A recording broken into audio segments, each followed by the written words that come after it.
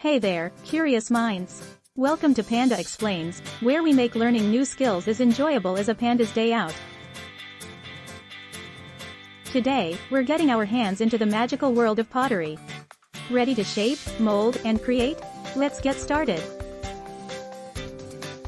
Gathering your pottery essentials. Before we dive into the clay, let's talk tools. You'll need some basic pottery essentials: clay, a few shaping tools, and perhaps a beginner's pottery wheel if you're feeling adventurous. Don't worry about making a list, we've got you covered. Check out the link in the description to find everything you need to begin your pottery journey.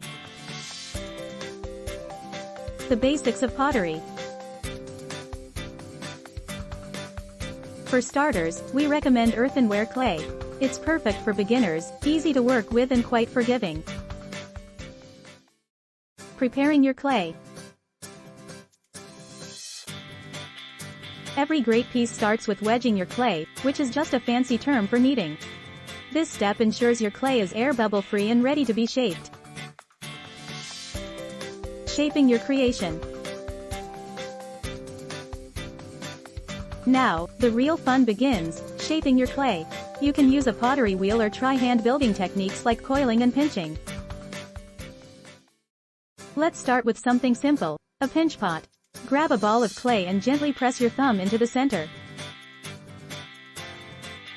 Then, pinch the sides to form your pot. Embrace the imperfections, they add character. Drying and firing. After shaping, leave your piece to dry thoroughly. This might test your patience, but trust the process. Next up is firing, which transforms your clay into pottery. If you don't have a kiln, check local studios for firing services. Glazing and the final touches. The final flourish is glazing. Choose your favorite glaze for a glossy finish and make your creation truly yours. And just like that, you've taken your first step into the pottery world. Remember, practice is key. Dive in, experiment, and shape those skills. If you enjoyed this clay-tastic adventure, smash that like button, subscribe, and ring the bell for more. Don't forget to check the description for links to all the tools and materials you'll need to get started. Drop us a comment with your personal pottery tips or what you'd like to learn next. Until then, keep crafting and stay curious.